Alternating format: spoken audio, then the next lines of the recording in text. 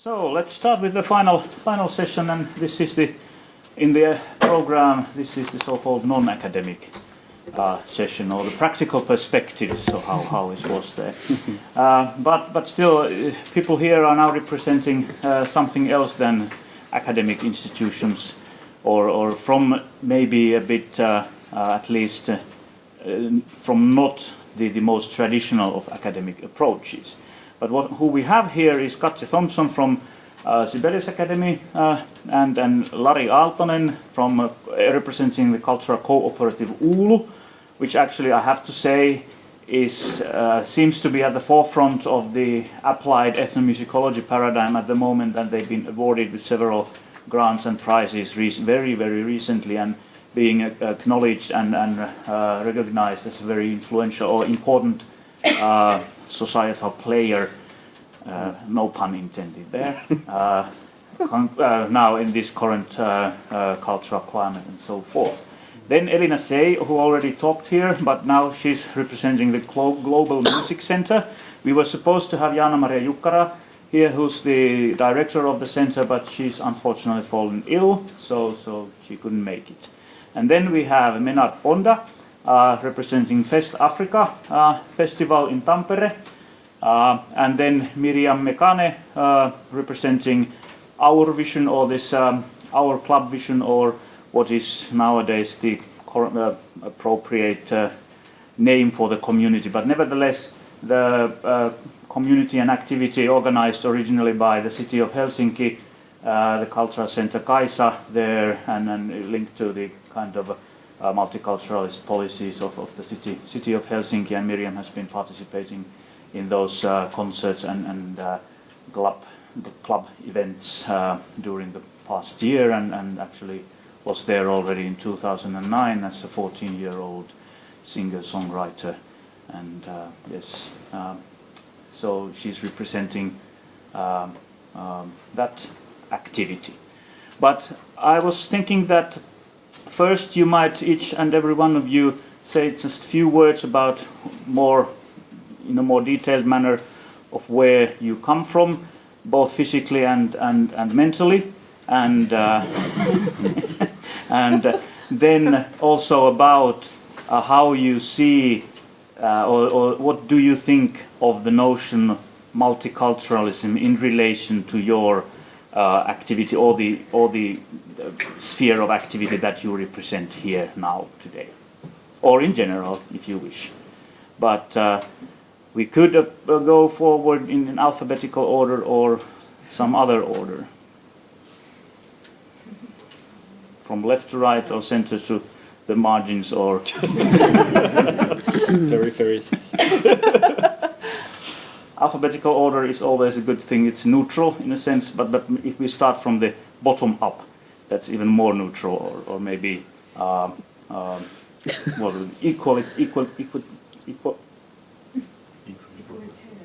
equalitarian. So Katja first. Okay, hello, and thank you for having me here today. I'm Katja Thomson from Sibelius Academy. I'm a doctoral candidate there now, and also teach there. And I, until now, been very much a practitioner, working in music education, collaborative composition and improvisation. But now that I'm a doctoral candidate, I could call myself a practitioner researcher. And to answer your question about multiculturalism, I think in our field, how I see it, it's a fantastic opportunity to reflect on how we actually want to teach and how we are part of our society. There are so many issues involved that don't only apply to issues of different ethnic backgrounds, but are actually, it's a much larger question, which I think has come up today beautifully. And it's about inclusion and equal rights very much. Elina, then. Okay, so it's a pity that Jaana-Maria could not be here because she's the director and she does all the work. And I'm just the chairperson of the board, and I've been a board member for ages. So I know kind of what's going on, and we well, in principle, the board makes the decisions, but it's actually Jana-Maria who does everything. So the Global Music Center in Finland has its roots actually, which is connected to this place. It was founded first as the Institute of the, what's it called, the working, what's it called, Työväenmusiikki-institute. Of the labor, there was the Institute of Workers' Music, I think. That's the right traduction. And it later then it was, I think, I don't remember the year, but then it was reformulated into Global Music Center. 86 or 80 something. And we have former board members here and one current board member as well, so you can feel free to correct me. So basically it's the only official institution in Finland who kind of takes responsibility of representing the musics of the world in Finland. And there is a close collaboration with Oulu since a few years back. Maybe Lari can talk more about that, to make it more nationwide what the institute is doing.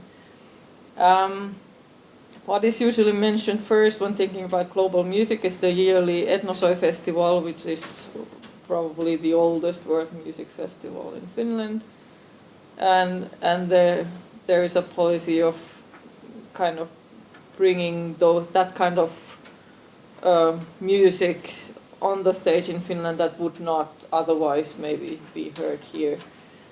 And it's not always very commercial. There are always kind of struggles with the economy, but still that's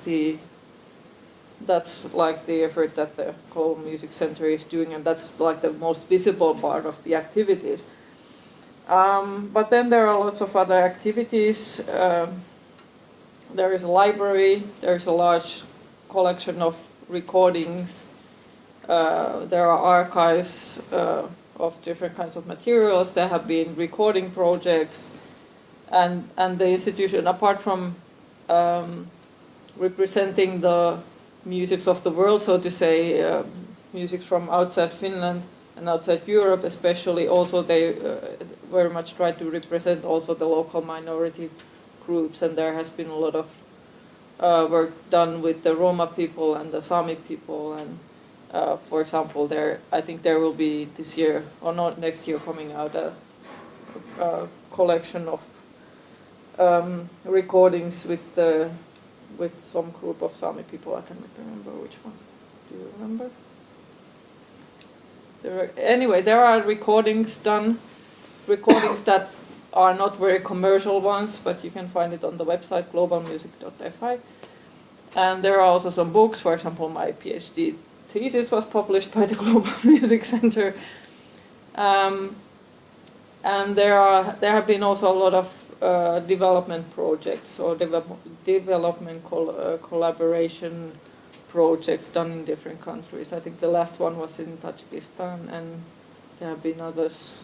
There have been long contacts to Tanzania and to Cuba, and basically there are lots of collaboration going on that probably is not very visible here in Finland, but there are these sorts of collaborations going on. And what else? Well, check the website, globalmusic.fi. Everything's there.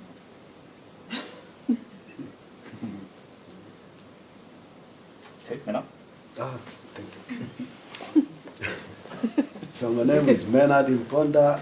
I'm from Tanzania, but I live in Finland, based in Tampere.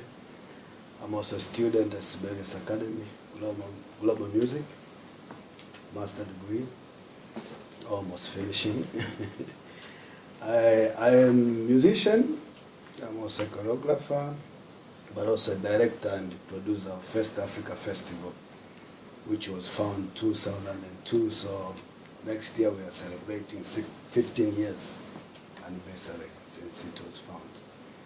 The purpose of the festival is to promote the African music and all kind of African performing arts without caring the background of artists, where they come from. And their objectives is to present the performing arts on the stage and create awareness of African music in Finland, create employment, and finding ways how to influence others in Finland about African music, but also it's a way to integrate with the community and everybody in Finland. First Africa, and each year we have theme to present, which is more or less focused more in educative way, like, we have something to discuss about. For instance, 2014 we had Afro-Nordic cooperation, which way forward. We were searching for ways how to cooperate with the other countries, in Nordic countries, and finding the ways that we can influence each other musically, but also how to organize this kind of events, how the African music scene, or is it done in Sweden, Denmark, and we had like Denmark, Sweden, Norway, and Iceland representative, all the Nordic countries, which was very successful project. It was mostly funded by Nordic Fund, and it was recognized as one of the best example multiculturalism project. And in 2015, our theme was New Africa, where we were looking for different kind of art form, like the new generation of music, how the music is done today. And so we were so much looking into musicians from Finland, how they're integrating, doing music with other musicians from Africa. For instance, we had the Helsinki Kotono Ensemble band, which is a very interesting fusion of Benin rhythms with the with jazz and funk and all Finnish elements. But the Benin music, the rhythm that they pick from Benin is very much based in the regions, voodoo rhythms.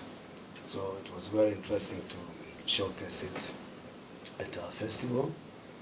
And so we are still working. Elina is also working with us. We are together, so she's everywhere. Antti-Ville has been there. I think First Africa is one of good project that is needed today in terms of multiculturalism, where, of course, we are very focused to Africa, so we didn't want to, it's not world music, it's so much focused in Africa, but I think it's something that is additional. In Finland, I think it's the biggest festival, if we talk about African music. We managed to bring Habib Koite, Salif Keita, Dobet, many famous artists.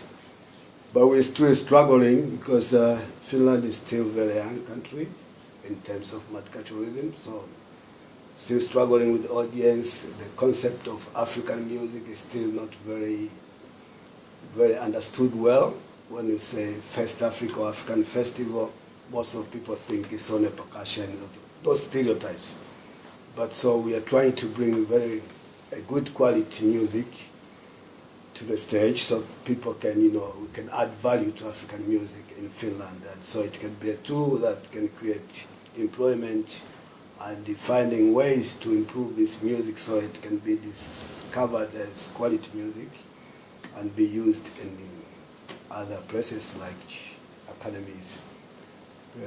In the Nordic project, also we cooperated with the music academies from Nordic countries, like Sibelius Academy and Aarhus in Denmark, Malmö in Sweden, and which academy? I think I don't remember. we can visit also First Africa It's with K, not C. Africa, like Finnish way, or Tanzania language way. That's That way. this way. .net. .net, yeah. So I think it's so much about that. You're welcome to Tampere. Every summer, last weekend of July, we have the festival, 1 week. The festival consists of workshops, seminar, concerts, children program, and exhibition. And this year we cooperated with the presence of Africans in Finland, which was very successful and a very good collaboration. We collaborate with the Tampere University as well, and we're still trying to extend our network so we can gain the recognition much more further. Thank you.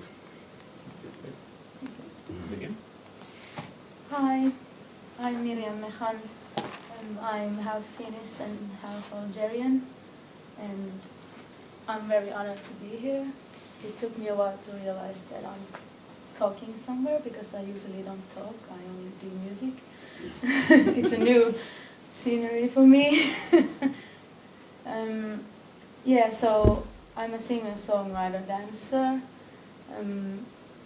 I usually do pop, soul, Afro beat influenced pop music, based on singer-songwriter view, but I also do performances, but as a dancer, as an Algerian dancer. I want to represent Algeria and Finland because I noticed that there's no one showing our culture in here, as in how we Algerians compose or how we celebrate our music is mostly through dancing, if not playing. So that's what I've been doing these couple of years. I'm still studying in Turku Conservatory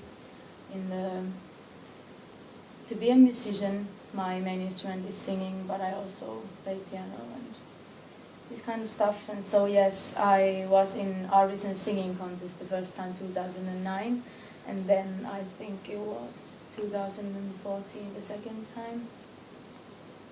And now we have this Arvidsjaur club.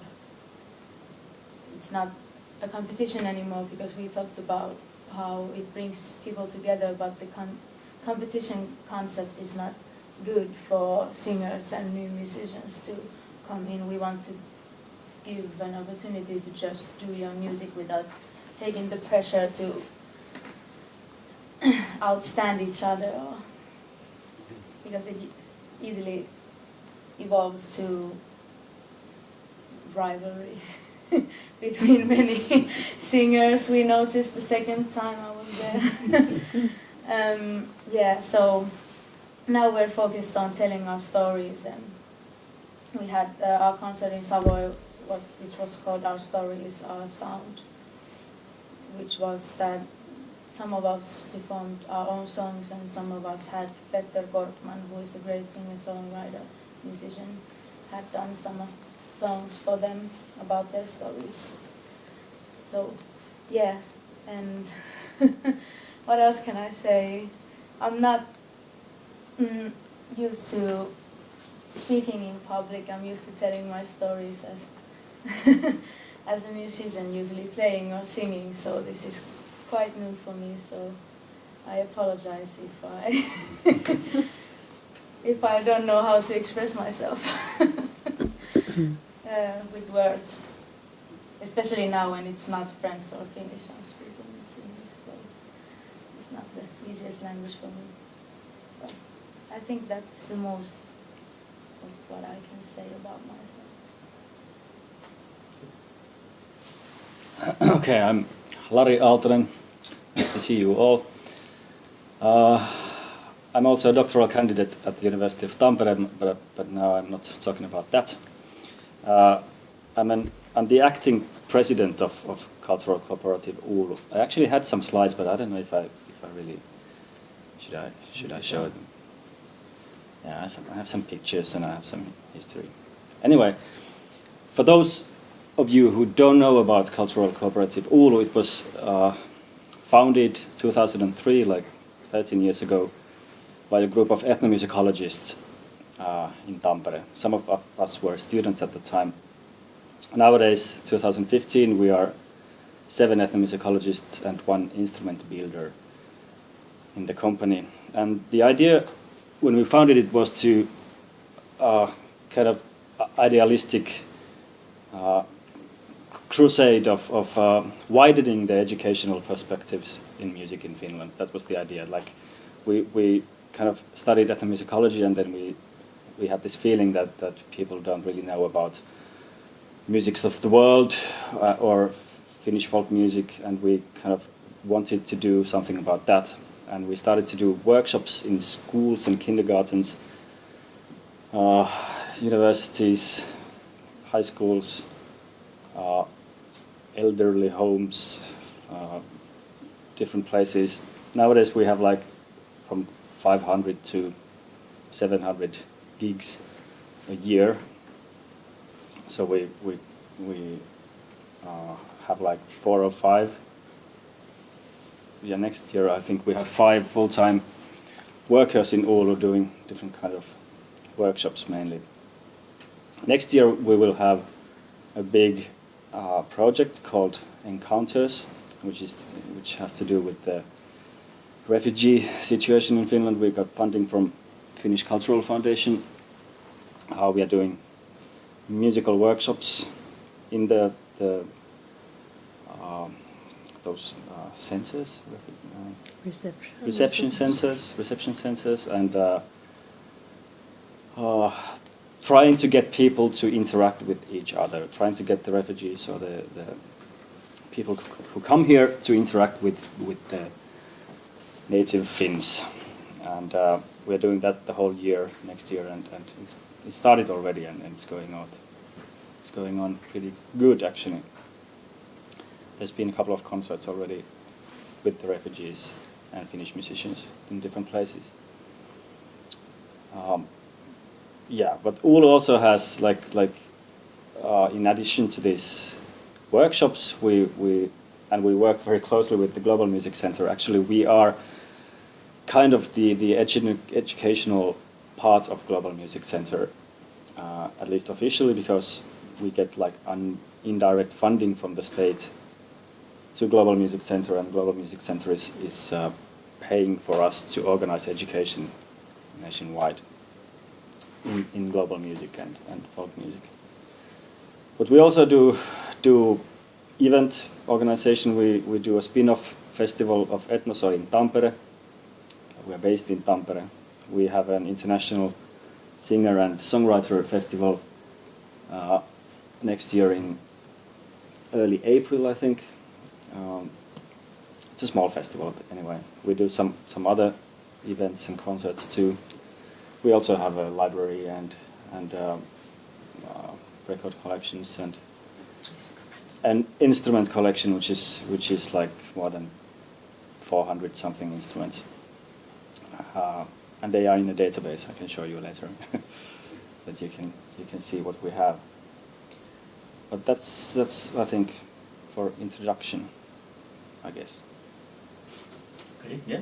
If I just, sorry if I missed I thought the introductions were just a very quick one, so I thought if I could say a little bit about my 1 minute, I'm very happy not to read everything and get on with the discussions, but I also work with reception centers and have in fact been in touch with one of your guys to sort of talk about our experiences, but we haven't managed to meet up yet.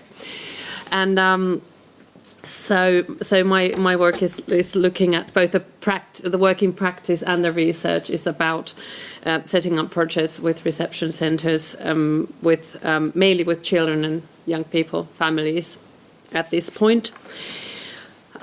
With the kind of sideline project of working with musicians who are here as asylum seekers, and hopefully bring these together.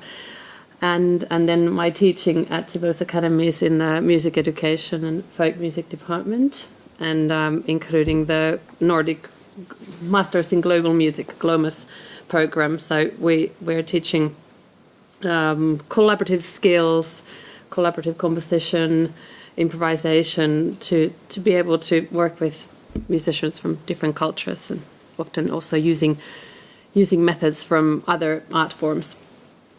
And just one last thing, my background is maybe something also that I bring in here today is that I lived in London for 15 years and worked there with a lot of young people in areas like East London and South London, where, well, all of London is, I guess, very multicultural, but in particular in those areas we had several schools where all the children had their kind of family background was from somewhere else. Yeah. Okay. Sure if I should be somewhere here rather than there. But all right. Maybe I think Katja and Menard were the only ones there who actually responded to my question about multicultural. So I will repeat that. But then also to push the discussion towards this, as I noted and I told you already also through email and so, that this is the network focusing on music and belief systems. And yeah, the joke about the importance of isms is here again. So Lari mentioned idealism.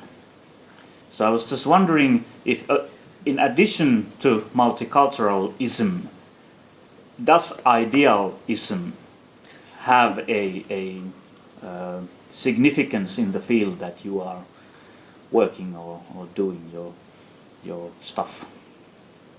What about multiculturalism, idealism?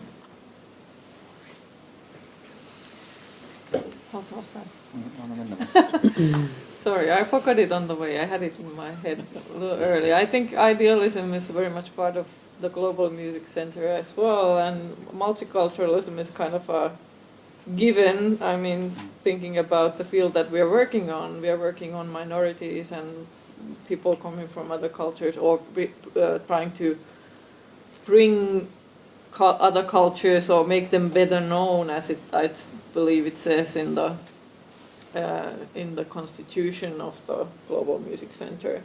That is one of our basic aims of working. So yes, multiculturalism is very much part, and it is something that I think Global Music Center has been working on for a long time. And although it's not really established yet that there is a very strong need, especially at this moment, but it has already been there before, to give some sort of support to musicians coming from other places, but the institute just has very limited resources. Like I said, Jaana-Maria is the one who basically does everything, and there are some other people who help them out part-time or certain times of year in preparation of the festival.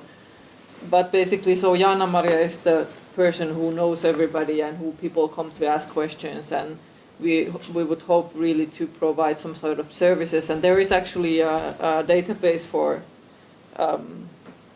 world music artists in Finland. It's not limited to immigrant artists, but basically anybody who feels that they belong to that group can send their information, and that way maybe create some contacts to festival organizers or whoever.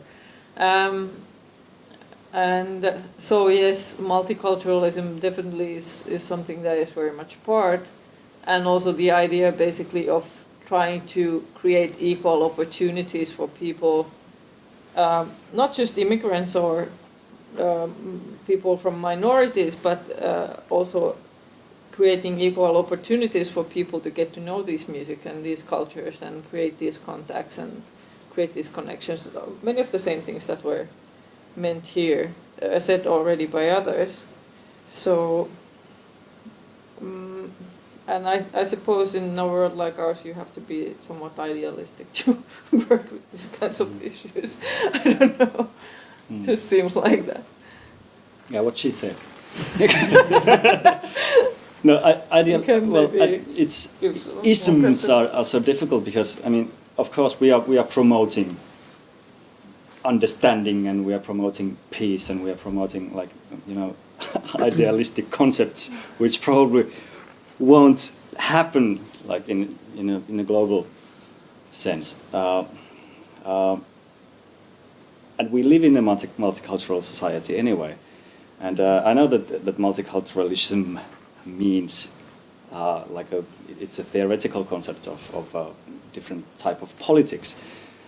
I'm not really sure if our cooperative is really working towards a political, this kind of a multiculturalism as a political concept, or like state guided politics.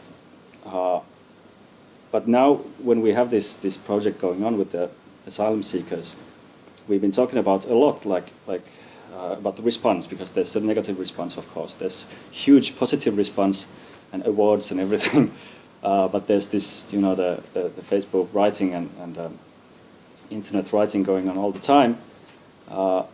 We got our own thread to Homma Forum, which we were kind of glad that we finally did it. Probably explain that to. Yeah, Homma Forum is a discussion forum. Discussion forum for like mainly right wing ideologies and people who like immigration critics, as they call themselves. Yeah, I'm sorry. I tend to do all these isms. But we kind of discussed when we started the project. We discussed like how do we respond to these negative critics, negative criticism, and we kind of decided that we are not going to do or discuss multiculturalism as a policy that we want really to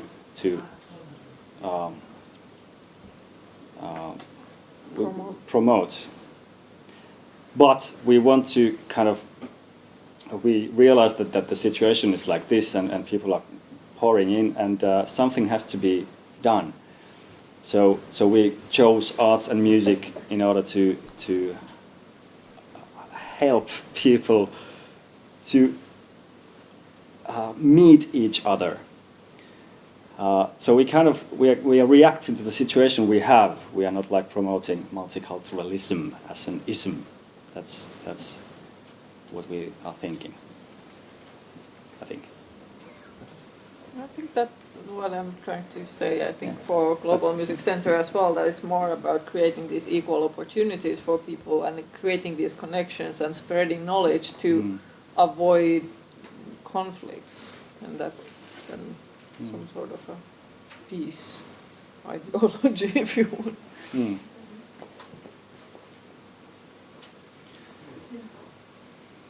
Did we answer your question?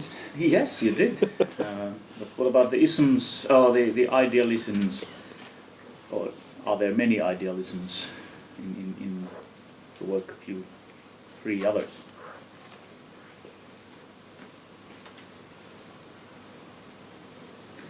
I think that they answered what I was trying to figure out in my head how to say.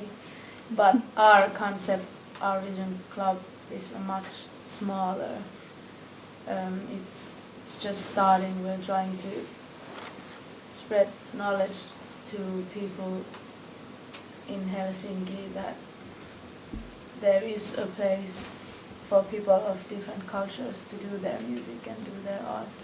There have been dancers, and there was supposed to be one woman who was supposed to read her poems, but she didn't come the day that she was supposed to perform, so we don't know what happened with her, but we're trying to just give a stage and trying to give like a small step at a time for people to perform, because we have many singers who are not like professional musicians.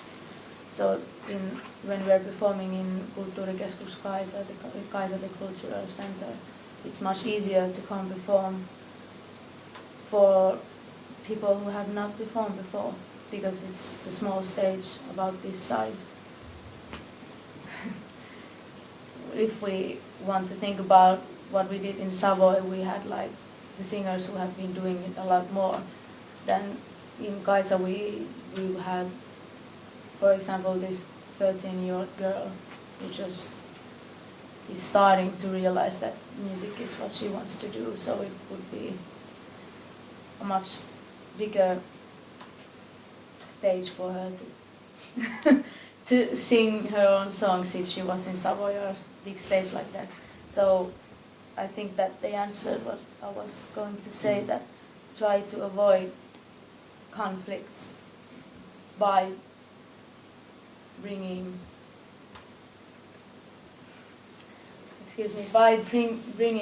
information to people through music, and the joy of doing music is what we're trying to do. So I don't have anything to add on what they said. A little addition to the idealisms. I think in our projects, in our work, what we're trying to create is a space where people genuinely meet as equals, but every time you try to do that, what you're facing is that there are certain power relationships that just are there, and you have to be aware of them. And in this project with the asylum seekers, I've acknowledged it more than in any other project before, because you really have all the power in a way to make decisions for people. The state makes decisions for them. If you're organizing a musical activity, you make decisions for them. So where are the possibilities for giving other people power? I don't like the word, but it's there. So that's one of the big things to consider in practice as well as on a more theoretical level. I think much has been said. Multiculturalism, yeah, we are doing that in a sense that a lot of activities are being experienced equally to anyone interested to be part of it, and with different background of people with their knowledges. But developing the idea, it does not only focus to this minority or the small group that is attending whatever the concept we have. The problem we face is the majority. Do they understand your idea? Are they able to follow? Does it even click in their head that there could be such a kind of music in this life? So, for instance, a very small example, you have a poster or a flyer in Finland. The idea is to make these people come and see these activities. But when they look, they don't know any name. They say, what is this? You understand? It doesn't click, it doesn't penetrate, it doesn't go, it doesn't have any sense. And these are the challenges. I think we should not give up, but keep on going. But the information, it's quite slow. And so I'm worried also to big authority. Do they see that there is a need, especially to those big decision makers, with whatever support you need to keep promoting the idea until it's functionable? It's very complex somehow. It's something that it's a routine that has to be repeated and keep on practicing. I don't know if I tried. Yeah, I was just thinking, many of the approaches and kind of methods used in a more inclusive way of making music. They come from other cultures than our own culture. Although I was just, as I'm saying that, I think we might have forgotten some of our culture, and we might have borrowed. So, yeah, Well, it's a marginal thing. Exactly, and I'm referring to the kind of. Perhaps this is a very personal thing, like referring to the way I've been trained as a string player. Okay, so but if I think about what I presume, like where your sort of training might come from, it's a very different thing. But then having kind of come to this more kind of a community way of making music and methods that really include everybody. So it's kind of strange that our education system is now starting to borrow those practices, but still marginalizing many cultures and groups that actually kind of come from those practices, from within those practices. Does that make any sense? It doesn't make any sense, but the whole thing doesn't make any sense. That's right. You take over. All right, No, but that's how it goes. No, I'm just referring, for example, to näppärit, which is a pedagogical Finnish-oriented thing going on in like going big in China, for example. Yeah. That this one person who has this collaborative way of playing instrument. Well, it's very difficult to explain. I don't know that much about it. For you who don't know, Mauno Järvelä, who is from Kaustinen area, plays the violin, and he's been doing like the last 30 years,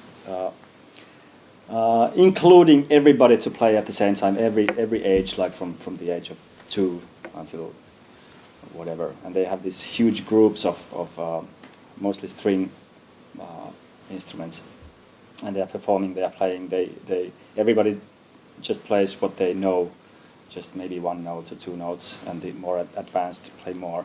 And this guy calls it näppäri pedagogy, and he's been going around the world to teach it, and that's something which he published a book even last year on näppäri pedagogy. But Finns don't really know about it that much, but it's kind of bigger in China. Yeah, than it's in Finland. I worked with them a month ago, and I was amazed. This system has been in my country, and I've been trained through another, great system, but so sort of excluding so many community aspects and inclusive aspects that they have built into that system. So, yeah. All right, we have 2 questions or comments coming from the audience. First, Thomas, and then Alexis. Yeah, thank you. I was just thinking about the kind of slippage in the term multiculturalism and some of the kind of problems we might have with it. And I was just thinking about how it kind of reinforces this idea that there was once a time when there was a monoculture. And that kind of particularly came out in your presentation, Giacomo, where you talk about those discourses in German political conversations about this definition of someone with a migrational background and that kind of very problematic idea of trying to define what that is. But we know our pre-Second World War history that there was no such thing as like a monocultural Germany before that. Anyway, so I was just thinking about what you were saying, Lari, about I didn't quite get the reception. What is that as an institution? But you were talking about doing musical workshops to try to get refugees to interact with native Finns. And I wondered whether you'd considered, or whether you've already embarked on projects with native Finns to get people to get them to become involved with refugees, so work from the other way around, to engage people with this idea of multiculturalism, not as something that's out there, but actually that's something that is relevant to everyone. Well, we'll be doing work in schools, and those asylum seekers, they go to school, and there's like integrated classes, and we do workshops in those classes, and then we have like concerts together with all the classes. So we have these methods of collaborative songwritings and lyric writings, and then the children meet first each other, and then the parents meet each other, at the concerts and at these places. So that's the most like simple form of inclusion, basically. So they don't really stay in their own class, but they have to interact with the other classes, and then the parents will meet anyway. That's one way of doing it, and by far it's been quite successful, though there's been some protesting, of course, also. I don't know if it really answered your question, but... Question to Thomas. Did you also wonder about the term reception Yes, centre? I didn't understand. How's in Finland, the literally the places where refugees and asylum seekers are taken to. They are called reception centres, and they might be transient centres where they stay for a few days, a few weeks, or then yeah. And what possibilities are there for interaction to wider society? It depends on the place, because some of those places are like very crowded and you can't really go in there to do anything. But we've been collaborating with the social circus people who've been going to these places to do social circus juggling and these kind of things. And that's and even got those groups to perform somewhere else in the city. So there are possibilities, but some places are threatened, and they don't want to take any outsiders to do anything there, and some places are just so far away that it's difficult to go there. Right, Alexis. I'm going to throw in another ism.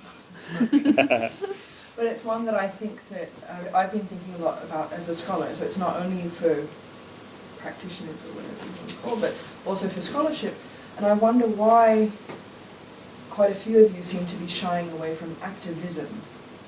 Because I think, by being in a symposium like this today, there is a common set of ideologies that we're endorsing or working towards.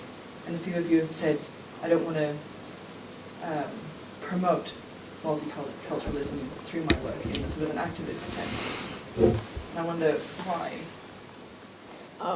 I think we were referring to multiculturalism in some sort of a state policy of mixing cultures or something like that. But I think what we were, at least for myself, I would say that we just take it as a fact that there are several cultures and they need to interact one way or the other, and it's better to interact peacefully than in some other ways. So you wouldn't engage in dialogue with people on a policy government level regarding cultural policy and Sure, we do that all the time actually. Yeah. In a sense, but there is this conceptions about multiculturalist policies and so on, which are very strange. I'm not sure what it actually means, because you usually only hear kind of the racist version of it. But yes, we do that. There have been, and I was looking at my phone to look at, because a few years ago we had a long discussion because we wanted to formulate the strategy for the Global Music Center for the next, I don't know how many years, 6 years I think, and to really look into what are the aims and what are like the main goals of what we are doing, and maybe to cite from there a little bit, not just to distribute information and all that, but which I mentioned already, was that we see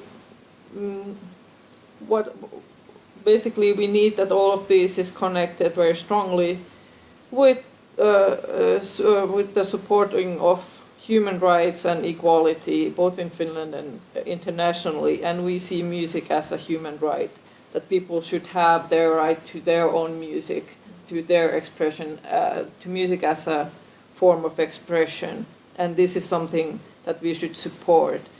And to think, and I think we have been doing a lot of work kind of also behind the scenes, writing all kinds of statements and papers here and there to state bodies that decide on things. At the moment, I'm one of the people who reads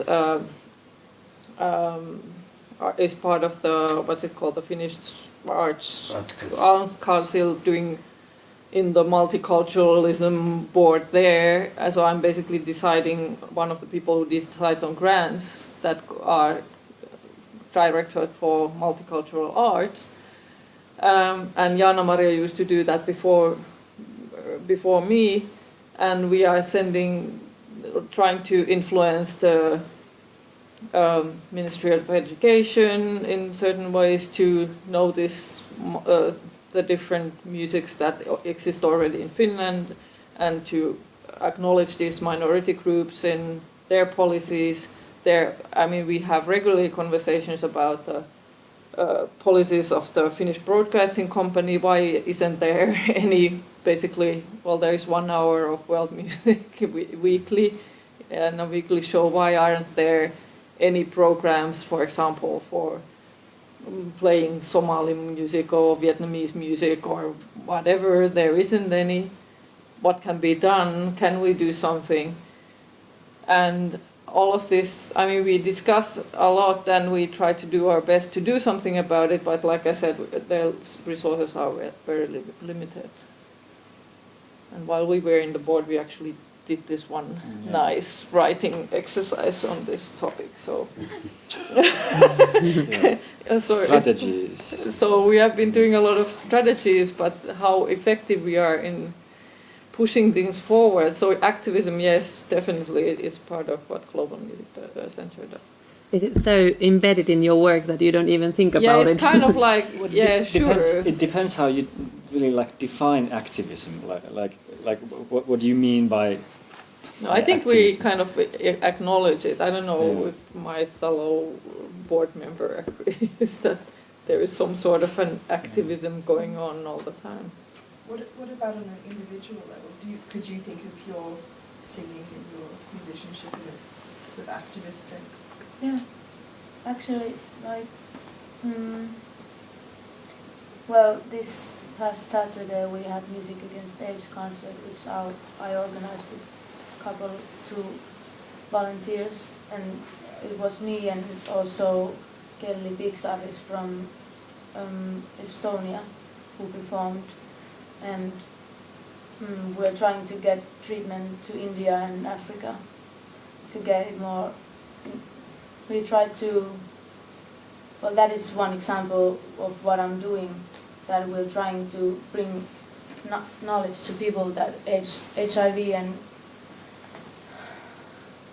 AIDS is still a big problem in developing countries. For example, Africa, there's a lot of kids who become orphans because of it. Because here in Finland we have treatment, but we wanted to organize these music events to, again, get it into people's minds through joy of music.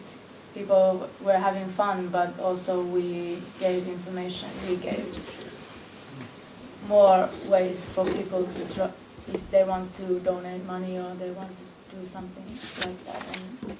And also,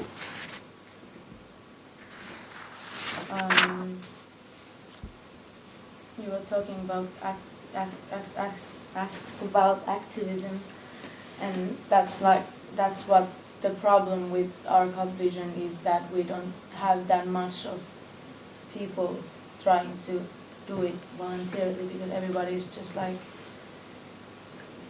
in the field of music, it's easily, musicians always, they feel like they're underrated. Not underrated, but underestimated. Yes, thank you. Underestimated, because they're like, if I don't get paid, I won't do it. But what we've tried to tell people that we're not doing this for the money. We're doing this for people to unite and people to do good together, and not as in a place to gain money or anything like that. But it's been a problem because we don't have the resources to promote ourselves that much, and we don't have the resources to get like a big artist who will bring more people to our shows because we are doing everything voluntarily. It's been hard to, so to say, I could even say that to people to take us seriously, because they always like, well, I haven't heard of you, this cannot be a actual thing. That's funny because when our vision came, like 2009, you said it had huge media coverage. I think it had 2009 very, it had like, there was a fund to do it, okay. but now Helsinki city has been taking money from it like every month. It's like, okay, again this money is Cutting. because our musicians who are playing for the singers are doing like 80 hours a week job. They have to get paid something, because for me it's like 6 hours a week. It's not like I don't have to get paid for that, but it takes time for them to gain money for it for someone. So it's been hard because we cannot get enough musicians, because some of our singers wants to do Vietnamese music, which usually they want like other instruments. For me, it would be great if I had like African instruments, but we don't have the musicians to do it because we are not funded. And that's the problem. 2009, when it was a new thing, the media was interested in it, but now it's not anymore. So, for example, our concert in Savoy, we had the photographer taking the photos for the media, for the posters and everything, without getting paid, and the one who did the posters didn't get paid for it, and we were giving the posters by ourselves. Everybody was doing it voluntarily, and actually we had refugees, about 30 refugees in our audience, because we noticed that all the tickets weren't sold, so we thought that maybe we could give them away, and we did, and it was a great experience to have them there, because they appreciated that even in another level than the other audience members, because they felt like it was a gift to them, which we felt then too. But actually it happened in a strange way, because we weren't told that they were coming there. Like in the middle of the show I was just like, well, I'm just going to fetch this guest, but is there like 30 refugees or something in the audience? Oh yeah, I forgot to tell you, okay. Because we felt like if we knew, we could have, asked them to participate, because afterwards, after the show, there was these two guys who came to say to me that they actually are musicians too. So if we knew about that, we could have taken them on the stage with us, but that's the problem of doing everything voluntarily, because we have like 2 or 3 guys who are doing the groundwork, and all the information doesn't always come to the performers about what we could do. But yeah, I don't know if I answered your question or not. It is activism. Yeah, there's another. Well, there are plenty of isms, of course, but there are 2 that I was also thinking that might be worth raising here. But this might be also be like opening the Pandora's box. But the first one is related. Several of you have noted already something about the lack of media attention, or the kind of biased media attention. And then I was thinking that, well, to what extent is the kind of global capitalism at work here, and how is your activity, or what is the relationship between the kind of multiculturalist activism that there was 2 isms already there, so in relation to the kind of market media capitalism that surrounds us, and how are there any ways to sort of affecting that, or are we dealing with? Is this coming back to the idealism aspect of the thing, that are we fighting against the windmills here? Or are you actually? You are doing it too. No, it's about marginal things, marginalism. No, it's considering music and like people who play Vietnamese music in Finland. There's not that many of those people, and now I think something is bound to change because so many Syrians and so many Afghans and so many Somalians more are coming here. So at some point, the marginal it won't become the major, but they will kind of show more, and people like radio and television, they have to take that into account at some point. It will happen at some point. But considering capitalism, I mean, that's just how it works. If there's not enough listeners for that kind of music, they won't play it. They won't sell it. Maybe one of the issues here is the you were mentioning, I think it was Elina or somebody who mentioned Yle, YLE, the Finnish broadcasting company, which is a public service broadcasting company, where the laws of capitalism in principle shouldn't be, or they shouldn't affect it, but apparently they do. Or what do you think? Yeah, I could comment on that one. It's I think to an extent when working with these kinds of basically minority musics, to an extent you kind of have to accept, okay, that this is not the mainstream. But still, I think there is kind of space, there should be space in the margins as well for people to do their own things, to have the right to express themselves in ways different than, and that should be noticed at least somewhere. And I think it's kind of getting noticed, and what at the moment I think in terms of media attention and thinking about music, and especially this kind of world music, so to say, what is happening is at this moment, I think the commercial radio, for example, is doing much more in this field than the Finnish broadcasting company. And I was actually in a panel discussion, I think about a year ago, where there were journalists and also one person who is kind of responsible for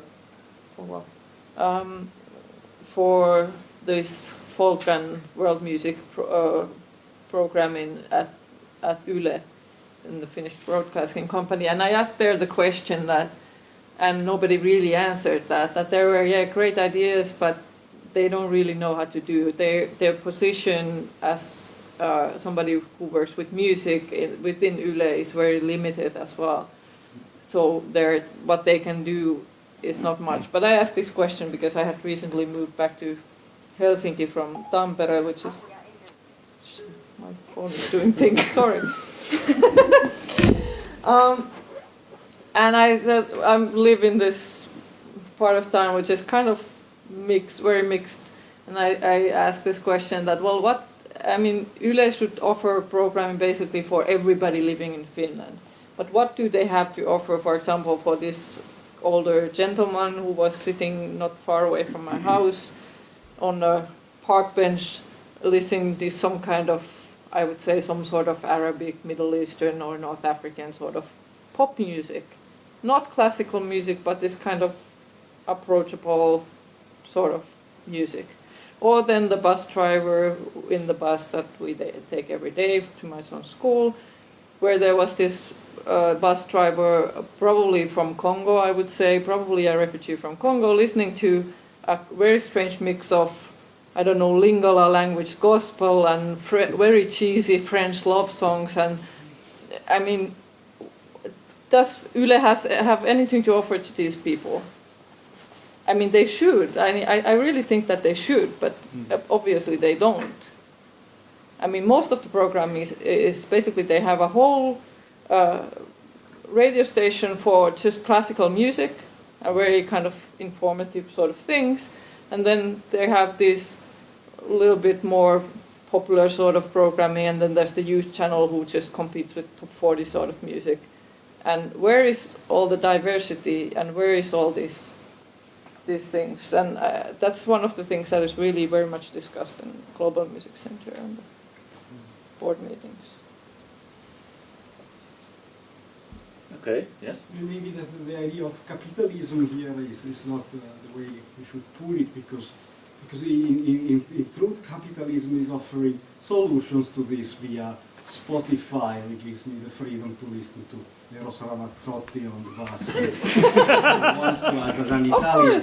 But I think the problem here is the idea of national power and of monoculture. Yeah. And what is accepted as kind of Finnish national culture. Which is so accepted as the norm, you know?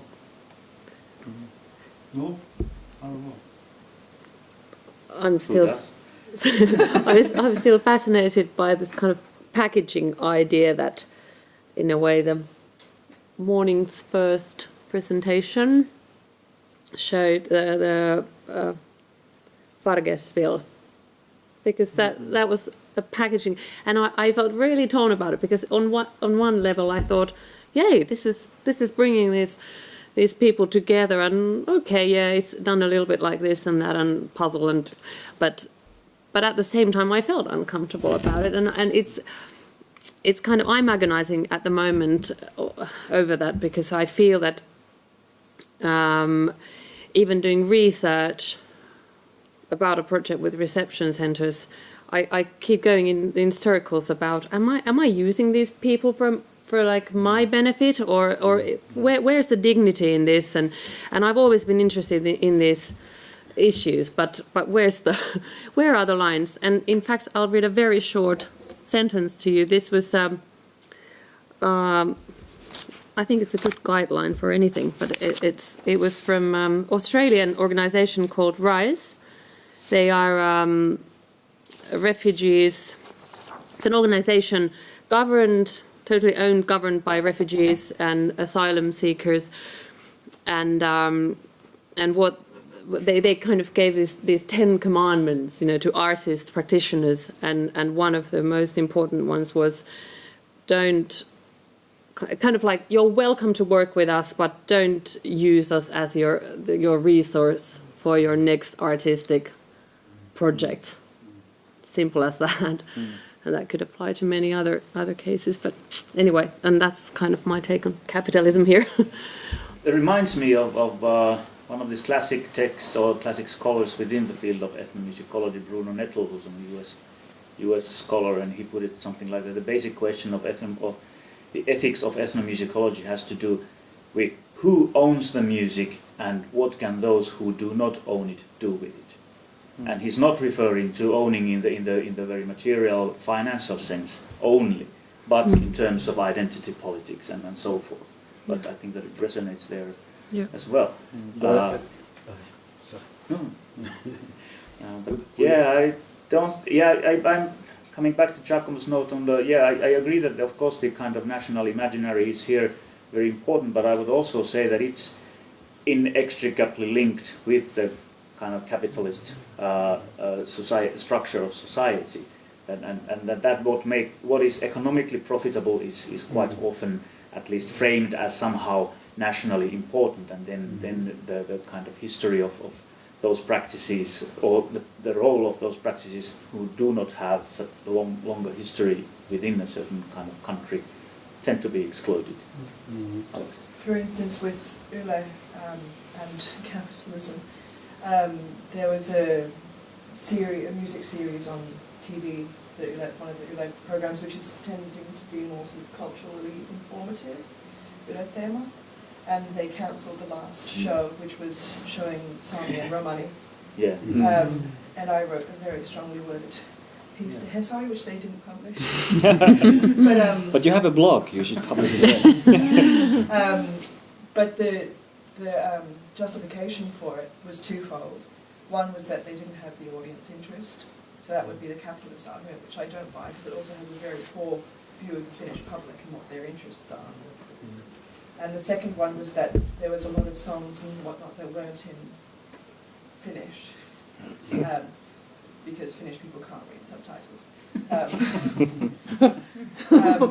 So I think that what gets passed off as capitalism is often goes the other way as well, that it is this national imaginary and identity politics of who constitutes the majority and who should have voice and who is legitimized in that space.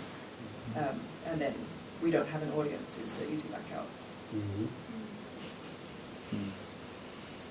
Though it shouldn't be, because it's a publicly funded place. So kind of. And it really says in there, I don't know, in the guidelines that they are to support minorities, and it's part of their job to support all these minorities and make them heard and provide programming for these audiences who cannot be provided by the private companies. So actually it would be exactly their job to do that, because it's obvious that nobody else will.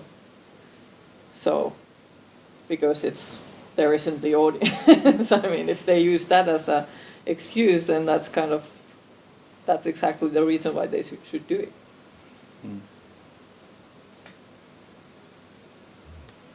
Okay, then there's this one final ism that I had in mind, and I'm just thinking Thomas raised this issue about that whether or not through the notion of multiculturalism there is a tendency to isolate cultures as separate entities and fixed entities and maybe construct the past of some sort of monoculture that never existed really.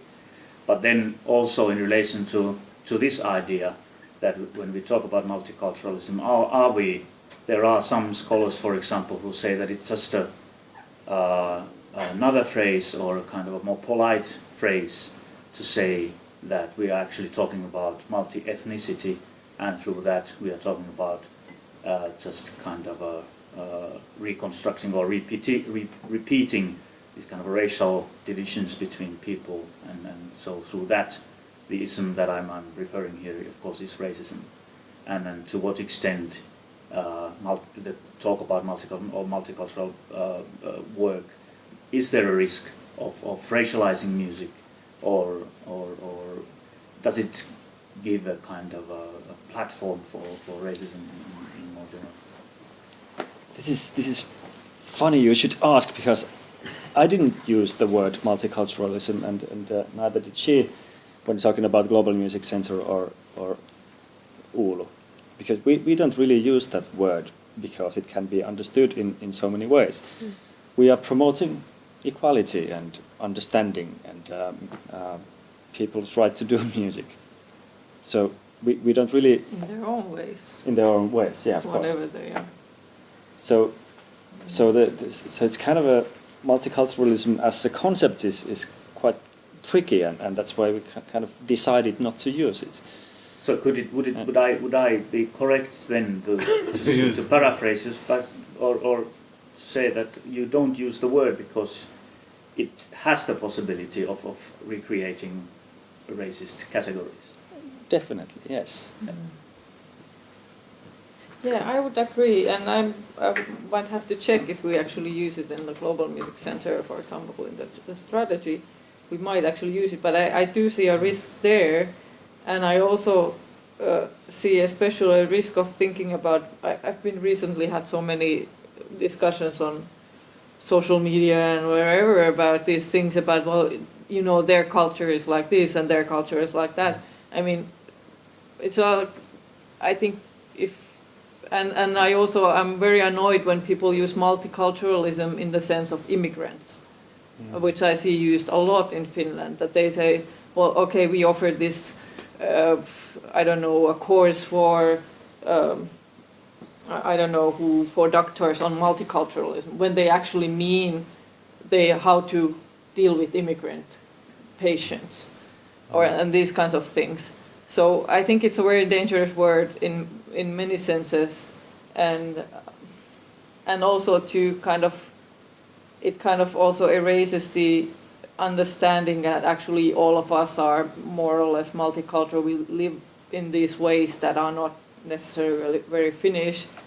And I don't know, that's something that I've been kind of had in my head for so long, because I've been so long into West African music or African music and dance in general, and that's the kind of music I know. I mean, I don't know any Finnish folk music, and I cannot do any folk dances, I'm sorry, but I mean, so am I Finnish now? I don't even like skiing, and I hate the winter, and I don't drink a lot, so I'm probably not accepted as Finn, although I look like it. Finn. Do you like salmiakki? No, my son does, but he's not white, so so he wouldn't be accepted either. So I don't know. I'm happy in my multicultural bubble, as they say.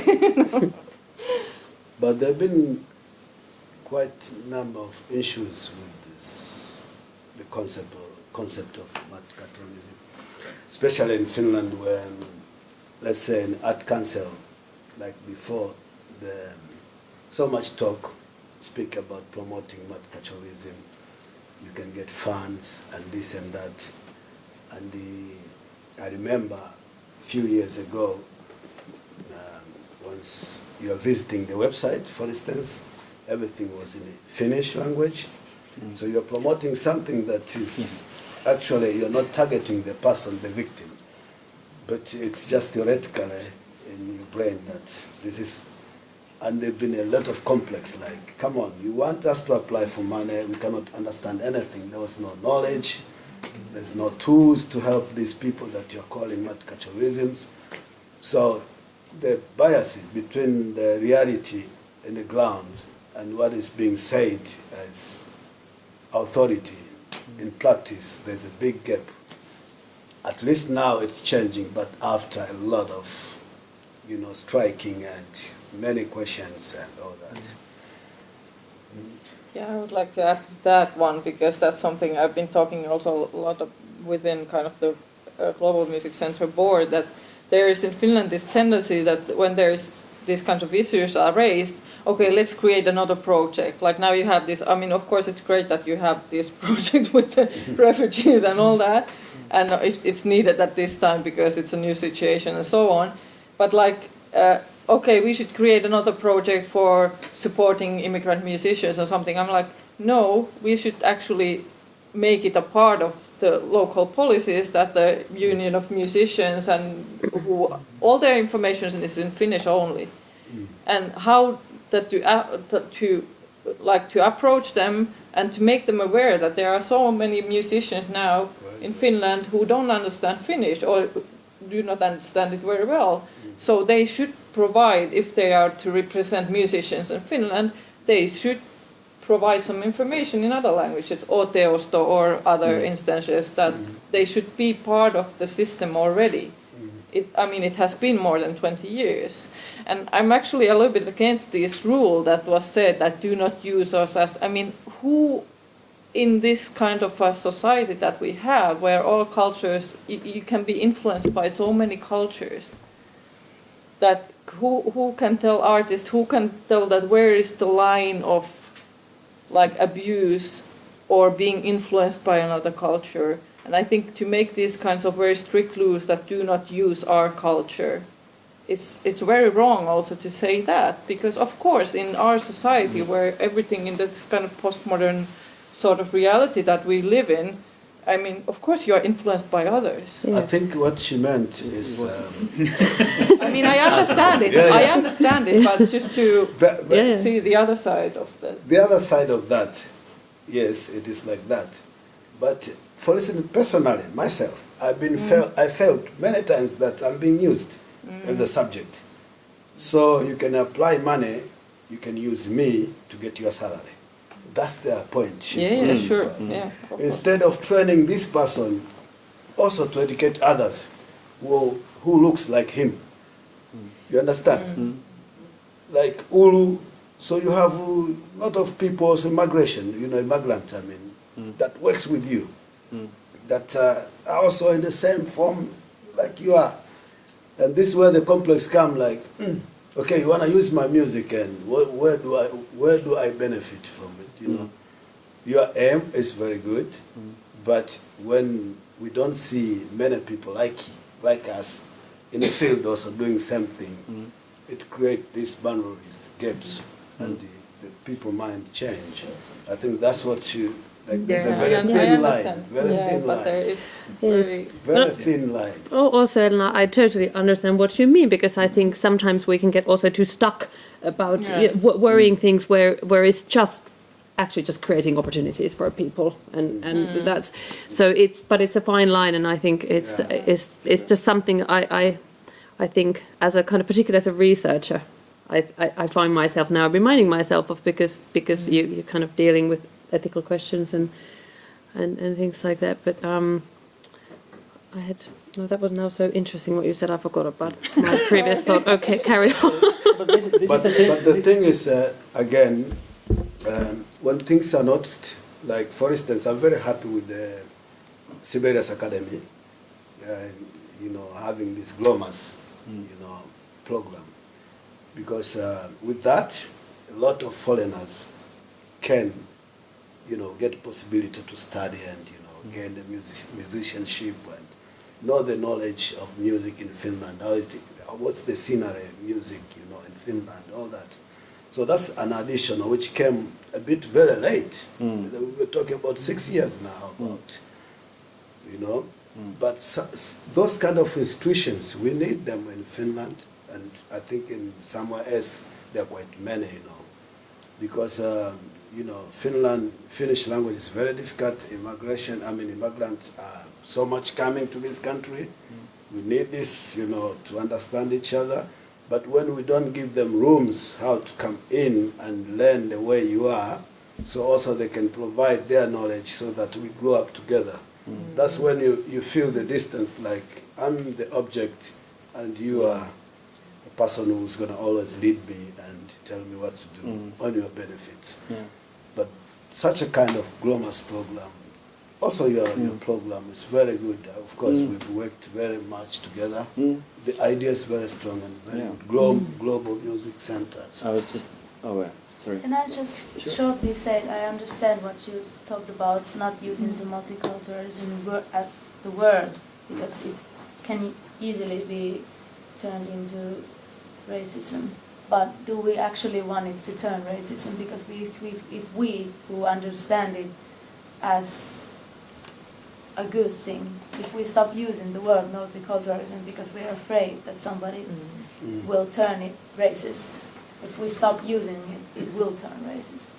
So that's why I don't want to think of it as okay, I'm not going to use this word because some racist somewhere may turn it against me. Because if they take the word from, if we stop using it, they're going to take it from us, so to say.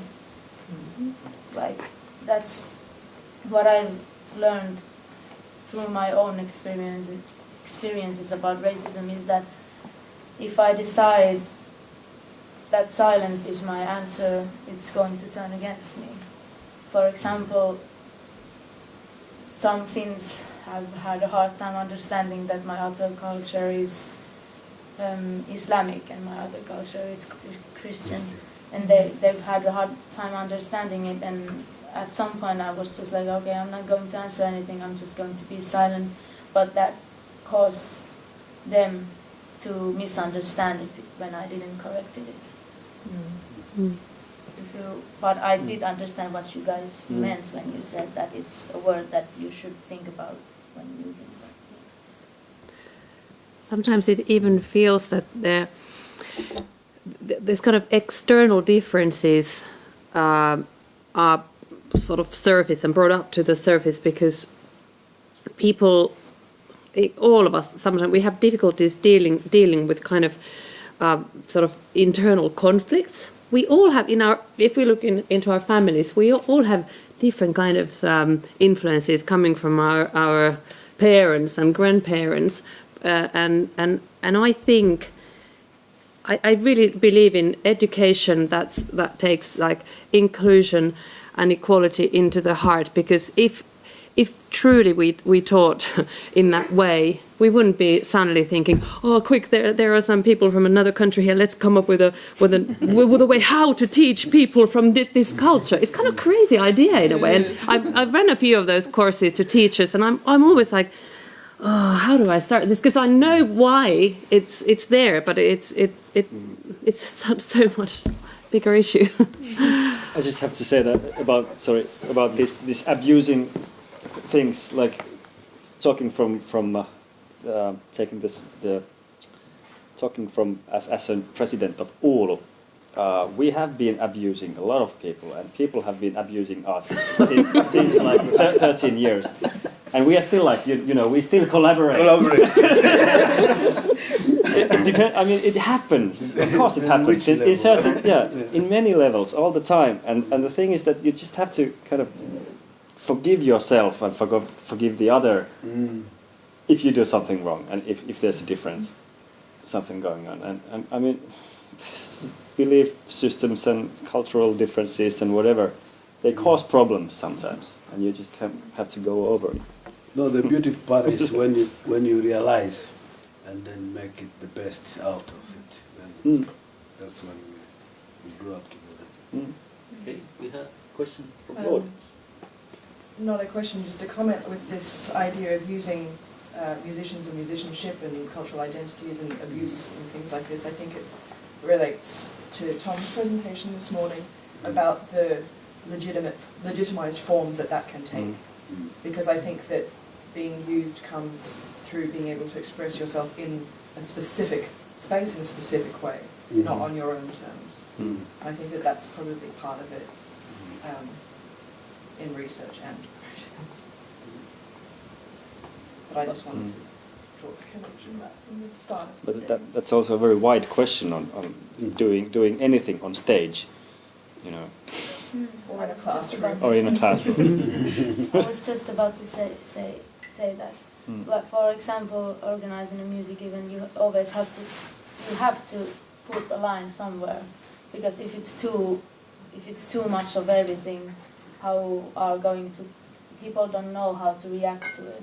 If it's too much, they're just going to be like, I cannot focus on anything. So, but the thought came to my head when you were talking about the second time when I was in Arvidsson singing contest. The first time I was 14, the second time I was 19 or something. And the judges came to me before the finals. Well, I don't remember if it was the finals or the semi-finals. And they said to me, like, you have to decide what is your product as a singer. And I was just like, did you say that same thing to someone?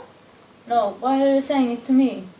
And then I just like started thinking about it, like in Western society, female singers should always be like this or this or this. When in men, they're just experiencing their own limits, they're doing what they want to do. And I think that they got a bit mad at me. When I was just like, no, I'm not going to do that. They was like, okay, we're going to... Yeah, but they was just like, we're going to decide this one song for you, and we'd prefer it if you wear a dress. I was just like, well, that is just stupid. What? And then like the other song that I decided myself, like the first song, the judges were like, yeah, great. And the second one, I didn't like the song choice. As in like, continue. And yeah, I didn't win anything. I didn't mind, but like, that was the first time, like, it really hit me. Like 3 person who had been my mentors for half a year came to me like, we're going to make you a product for the audience now. And that's just like what you talk, like I felt used. I felt like the meaning of me in the competition what had always been to make one product of this girl will be this product and this girl will be this product, etc. But what you talk about the beauty is that when actually you collaborate with someone who is not willing to be like this, you do this, do this, do this, then it's going to be beautiful. And that's the thing that we have with our cup vision, that we don't have anyone anymore doing those decisions for us. Everybody's doing what they want to do at their own terms. But because the idea behind all this vision is the commercial side. Like, yeah. we're gonna sell this artist. So. Yeah, well, We should have agreed. You could have got money also. that's actually like Do their music to get the that's money. the funny thing, that my father was just like, yeah, you should have done it for me. Then fund your new piano for yourself or something. But yeah, I didn't want to do that. But actually, it was just like, then I didn't do it. Then they took this other girl who was in the commercials, Side. in the red dress and makeup and hair done and everything. But well, that's still I think, like, the problem for me has been, for the past 2 and 3 years, has been that when I'm promoting myself for gigs, for performances, for jobs, they always want to put me in a box. They're just like, okay, we're going to put you in this event with these kind of singers. Can you perform only these kind of songs? And I'm just like, well, always I have to decide if I want the money or if I want to do music. Like, for me, it's been hard trying to find my own way to do that. I've been talking with a lot of my friends who are men, and they've been successful for for example, if you heard this rock band in Finland called Tiisu, who does Finnish rock, nobody said to him that you have to do this and this. He get a record deal for being himself, but the same record company said to me that, okay, we're going to sign you with, and this is the contract, and the contract said about like 10 years you're going to do exactly what we want you to do. That is like one example, and other example is this house band, Roope Salminen ja Koirat. They're doing what they want to do. Nobody said anything for them to. Yeah, but it's always like somebody said that you have to make your own decisions about that, but there's been rocks and there's been floating in the oceans thinking about, is this really what I want to do, and fight for this. But that's like how I feel that why it's important that we speak up about these issues, because it's always the stuff going behind the stage, which is like that. For the audience and for the media, everybody is really nice and everybody loves each other. Not always like that. Do you have something, Thomas? Yeah. No, I think what you're saying is really important, because it touches upon these intersections of gender with ethnicity that I think have been kind of not really mentioned throughout the day, but have always been present. And I was just thinking about your idea of equality, and I was thinking, yeah, but who's equality as well? And I think it also goes back to what you were saying, Alexis, about the kind of when we have these expectations of certain performances of multiculturalism that actually conform to also specific ideas about gender and heteronormativity as well. And so, yeah. A little practical short story on that. When I worked in the East London schools with mainly Bangladeshi kids, the schools, one particular school, for example, head teacher had been awarded some sort of Queen's Award thing because she'd done such an amazing job with the school, and really a flourishing school, kids learning English, totally integrated into the society. And we did a music project there where we composed songs and did all this kind of stuff we do. What I've learned is to be the good thing, body percussion, holistic kind of idea, and and everybody putting their ideas into the songs, and boys and girls working together, and you name it. And then at the end we did a performance, and this one girl who'd been really shy throughout the project, she was, by the end of the project, she was singing in harmonies and just like loving it and going for it. And then afterwards the head teacher came to say to us like, did you see that little girl? So she was going for it. It's great. She even took her headscarf off before the performance. And I thought, oh, great. Okay, good. So this, what we did, this is what the school wanted to do and what they thought was equal. I did the kind of music project I do, but we were faced with those kind of issues constantly. And I was thinking, I don't know if this is a good thing or not. I don't know. She'll go home, she'll put the headscarf back on, and she's kind of negotiating these two different identities, school identity, home identity. I don't know if I did a bad thing for her, but yeah, it's my idea of equality would be she's singing with the boys, totally going for it, but that's not her family's idea probably. But it's this idea that somehow taking off the headscarf is a sign of feminist empowerment, that, but is in very much in accordance with Western Exactly. ideas of feminism. Exactly, yeah. And so I was just thinking about these performances of multiculturalism that support our own visions of what we want multiculture to be, rather than what actually might be the much more complicated realities of everybody's everyday lives. Yeah.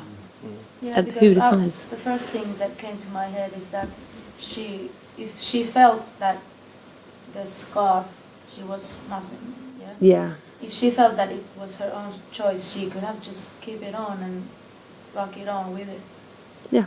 Because that's the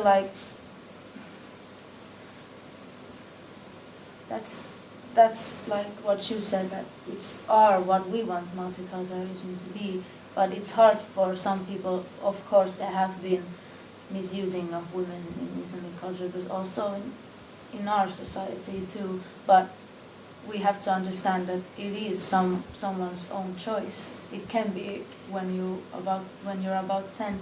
For example, my aunt said to my cousin, if you put it on, it's not a thing that you put in your head like, okay, I'm going to wear this for a week. And she said to my cousin that if this is what you really want to do, then you do it. But don't tell me ever again that it was a fling at the moment I wanted to do. And that is like what I feel that we, as part of that Islam is part of my culture too. I feel that girls of young age should have the opportunity, which I had with my father, that my parents wanted to raise me and my siblings as in, you have two cultures, we're going to give you everything we can about the two, and then you can make your own decisions from your heart, because I believe that if you believe in God, it's only you, it's not about it shouldn't be about what your society wants you to believe. But then I get the feeling that if she took the scarf off, maybe it wasn't her own choice. Yeah. Because like music does people something that maybe other things doesn't do. It gives you the freedom to be yourself, and she felt at that moment she wasn't herself. Maybe she got trouble at home. We cannot know it, but I surely do hope that maybe she had an opportunity to explain to her parents that maybe the scarf isn't part of her religion. Yeah. Because in that particular school, I don't think they particularly asked the girls ever to do that. But they would see that as a sign that now she has become, like now she feels empowered and all of that. But extremely complex issues, and I really don't know what to think of it other than that I was a bit confused afterwards. Yeah, and that's the problem, that my father is a teacher, that he has said that he has sometimes, because he feels it's his responsibility what the kids do in the school area, but some parents don't like it sorry, I have to take that back. There has been some parents that have come to my father like, can you make sure that my son prays at the time that he's supposed to pray? And then my father has to explain to the parents that, okay, we're in Finland now, and here he has to study at this time. Maybe I can say to him in the lunch break that now would be a good time for you to pray. But it's really hard with kids, because the kids are confused because the teachers might say different to them. And some teachers have so much power over the children. What I've noticed when I've been teaching singing and piano for kids is that, and also I've been coaching football, is that I have so much power over the children. If I'm mad, the kids will become mad and sad. And if a teacher in a classroom says to a 9-year-old girl that you cannot wear the scarf, and then she goes home and says that to her mother, she's not going to understand the true meaning, maybe, what the parents have with the religion. Do you understand what I'm saying? Yeah. It's a really hard concept for me to try to explain, because I have this background which is really open-minded. And In reality, somehow teachers spend more time with the kids than parents. yes, sometimes, yeah. Terrible But power. I'm kind of repeating myself again, but it's. I mean, we are so afraid of making mistakes, which we are going to do anyway, Yeah. and we're just kind of. We are thinking of like we shouldn't do this and we shouldn't do that, and people when we meet people from different cultures which we haven't met before, we will do mistakes, and we will. I mean, it just happens. And we have to accept it. Yeah. It's good and guidance. talk it over.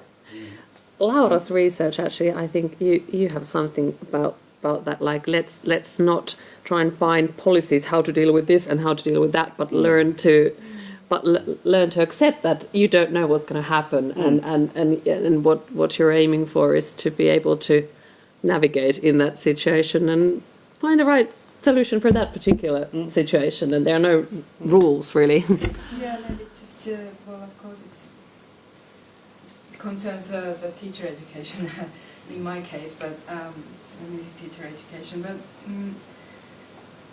just an idea came out from the data that the interview data that how to prepare the teachers, like the future teachers, to really accept the insecurity and the uncertainty that will arise when they go to school, and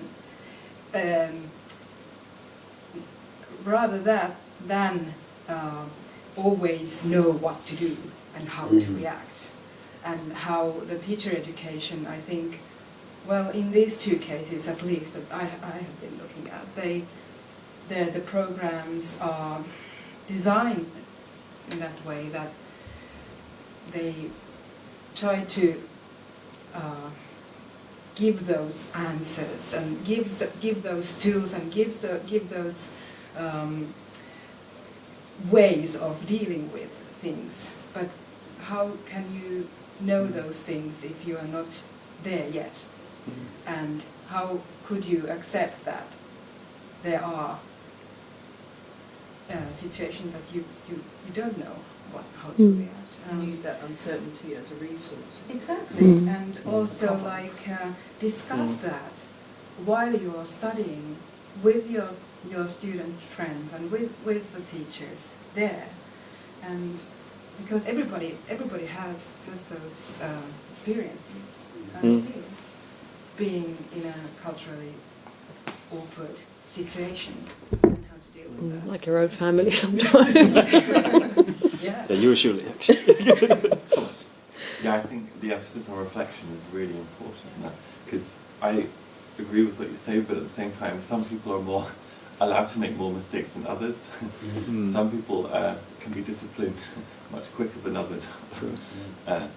And it's, yeah, again, it's what we learn from those mistakes is important, I guess, which is what I meant by the emphasis on reflection. Yes. Yeah, I don't know. This is another Finnish stereotype of a Finn, that we are kind of we don't want to go, that we don't say anything that would offend somebody.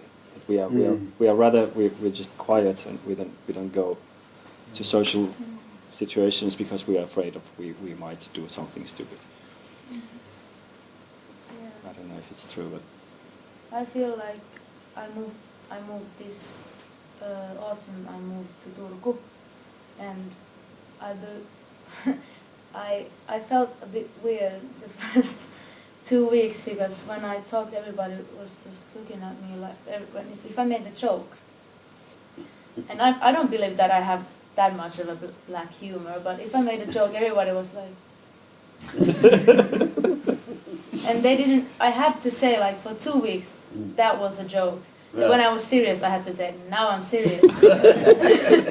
But I didn't realize how much in Helsinki, how much I've had like foreigners as my friends, like from Estonia, from Spain, from France, from different countries, from Africa and everything. But when I went to Turku and everybody there had been in the music school together for 6 years, and I was I felt like a foreigner for the first time in my life. Like, okay. And I believe I accidentally said to my mom on the phone sometime, I'm going back to Suomi tomorrow. No, Helsinki. I meant Helsinki. but I felt That belonging. yeah, I felt much more Algerian than Finnish when I went there for the first time. And everybody asked me like, what is that accent you have? And I haven't noticed before ever that I had an accent or anything like that. And also what I wanted to say about like what you said about you two, like not taking the mistakes as a bad thing, but learning from them and doing it as research. Well, I have this one teacher that always like talks down to students. Like we're grown students and we have this problem, this fall that nobody wants to go to his classes because he talks like he's better than us because he has been doing it for. I have been doing this for 30 years. You don't know anything. Kind of an attitude. And I started to think about like a couple of months ago, if I started to speak to my students who are kids like that you don't. I only know you don't know because you're a child. What would that cause to the children's like imagination if I said that that is not correct, or if I made a mistake saying like a small mistake and saying to my student that now I made a mistake and that is bad. Because I noticed that I had this one student, this little guy, 7 years old, and if he makes a little mistake he starts to cry every time. And one time I asked him, why are you crying? Because my mom would be disappointed. And then I asked his mom, like, how do you follow this practice at home? And she said that, yeah, he practices 4 hours a day non-stop. And I was just like, well, he's 6. Half an hour would be great or something. But I felt really bad because I want to be a teacher someday and I want to apply to Sibelius Academy, to music education too and everything. But I've been thinking about this teaching methods that what I've had during the years, some teachers who have always talked down to students, and it has never been a good thing. And I think that applies to working with new people and multiculturalism also. Because I've noticed sometimes when I've done a gig as a dancer, for example, like Algerian dancing, which is Oriental dancing, and one time after my performance, the guy who hired me came to me and said, I'm going to pay 50% of what I promised you. And I was like, okay, why? Well, I understand that this is Oriental dancing and this should be to provide happiness to our men. And I was just like, well, what? Well, don't make me say it. And I was just like, really? Really? And I didn't know how to react to it because when I first came there, I noticed that he talked down on me a bit, but I thought it was just something like, I'm older than you should respect this stuff. But then after the performance, I just thought like, what is the misconception in people's minds that Oriental dancing is always about sex? It should be like seducing people or something like that. And then I said to myself that now on I will try to perform more and educate people more on that dancing is a form of art. Because I didn't realize that some of the people in Finland don't think of it as that way. But now I just floated somewhere else from what I started, but yeah.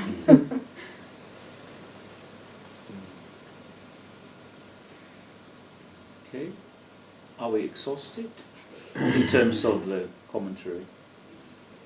Otherwise, okay. So, yes, thank you to everybody, the panelists, the audience, and the previous speakers, who most of whom have already left, but no matter.